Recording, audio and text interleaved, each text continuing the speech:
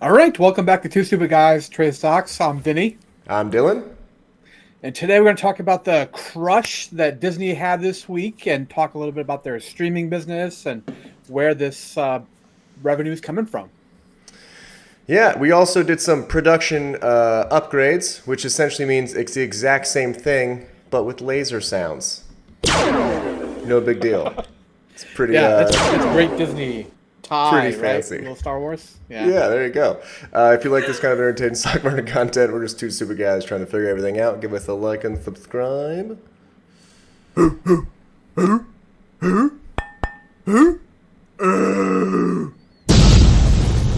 Two stupid guys trade stocks. All right. Well, it's interesting when you see Disney pop like they did this week. Yeah. Oh, This yeah. is, They, yeah. especially when the whole market was going down, and they still held on to some gains. I know. You're looking at companies like Netflix and Facebook that sold off like 20% after earnings. Yeah. Yeah. So it's very interesting. Yeah, See not that bad pop at up. all. Yeah. So, but yeah, great pop. The question is, where did this come from? If you look at the top line results here, very impressive. You know, you're a billion more in revenue, and EPS. They delivered all the way to the bottom line. They controlled costs. They had cut down on kind of expenses as throughout the pandemic, especially in terms of staffing and that sort of stuff. Yeah, and they And gained more subs. exactly, they had a pretty considerable pop in Disney Plus subscribers. Now, if you look at the streaming race, right? You know, pretty much most people would consider Netflix the king of streaming right now, and Disney like the new kid hot on their heels, right? So this is pretty impressive, no? Yeah, no, it's definitely wild. I know a lot of people thought that they had kind of leveled off because they had the insane like jump, but yeah, no, Hmm. they're killing it. Well, they had those 2 quarters in a row. There wasn't like a whole ton of growth right there. You can see the two Yeah, blue bars. boom. Yeah, yeah, impressive. But the thing that you have to keep in mind is that not all subscribers are equal. A lot of Disney Plus's growth is coming from this hot star, which is India. And same thing Netflix has kind of talked about. A lot of growth there, but cable's not priced the same way in India as it is in other parts of the world. You know, you can get your cable subscription for a few bucks a month, basically. Yeah, Really? yeah. Oh, it's So crazy expensive here. So I know. So if you look at like Hotstar, that's like $1 a month. oh my Yeah, goodness. yeah. Okay. So these subscriber numbers don't fully reflect true kind of profitability or future growth of the company. Um, you know, this right here is comparing that ARPU, which is average revenue per user, drastically different between Netflix and Disney Plus. Right. Granted, you know, Netflix has been around for a while. They've had several price increases over the years. Disney's only done one so far that I'm aware of. Got it. Yeah. Yeah, I just got my email the other day that Netflix is going up again. I think I get one Yeah, every 6 months. yeah, every 2 years is basically their timeline. I think Yeah, after that huge drop they had to do something, right? They're just trying to get as much cash as possible. yep, that is true. Um, but the major kind of profit center in this most recent quarter was the theme parks.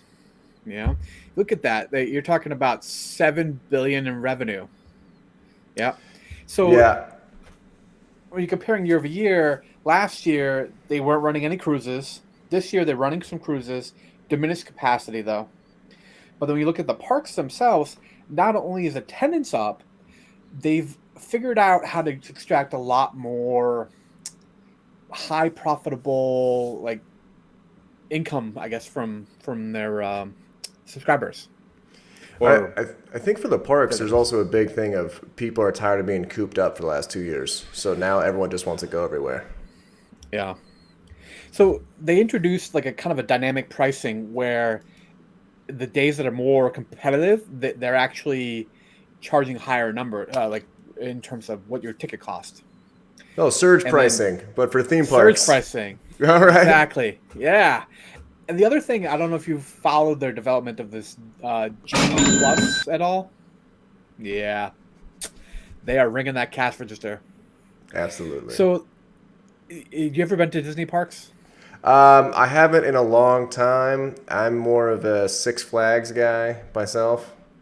Figured that.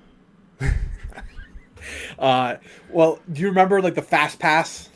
Yes, I do. Yeah. Except So I feel like everyone has it and it's no longer a fast pass. they killed it at Disney.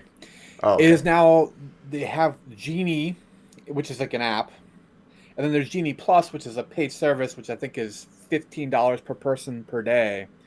And then if you want certain rides that are very popular, like say Splash Mountain, you have to pay an additional amount to get a fast time reservation for that. And it's, I think $5 to $10 depending on the ride.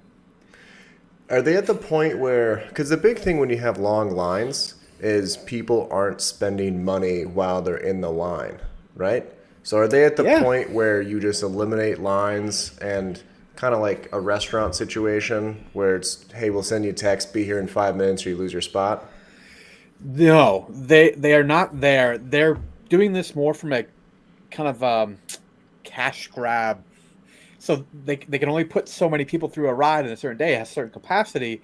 They're figuring out how to get more money from them for that. Okay. All right. That's fair. Yeah. Not From a bad. business side, yeah, it makes perfect sense.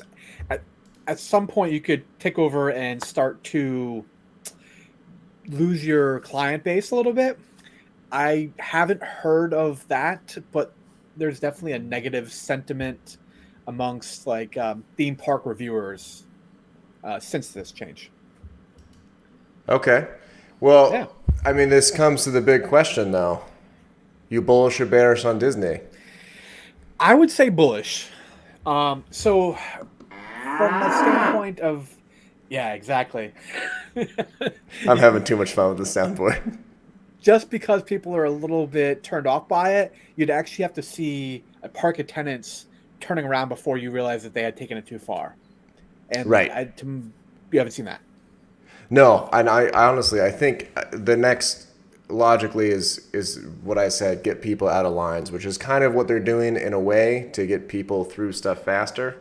Inevitably, it's just a supply and demand issue. Everyone wants to ride, was it not Magic Mountain, Space Mountain. Space Mountain? Yeah. Right, Space and Mountain's it's like a 3 hour wait. That's why I hate Disneyland. Oh yeah, I mean it is not a efficient process. Universal has done some really great things with their park and their kind of their equivalent fast tracking thing, where if you stay in their hotels, you automatically get it, and it's a much better experience from like a park visitor Yeah. standpoint. All right. Well, tell us if you guys are buying Disney. Yeah, Disney. I'm really mad at myself because it was at 142. I'm like, I really want to buy this before earnings, but it's just gambling before earnings. And Facebook, this is right after they just lost a gross amount of the market cap. So I didn't buy it. Yeah. I should have bought Disney when I got Disney Plus when the first month it came out, and realized that was it's still to this day probably is the number one hour viewer streaming service for us. Yeah, I would probably agree. Well, there you go, guys. Bullish on Disney. Let us know what you guys think. And thanks for watching. Get you in the next one.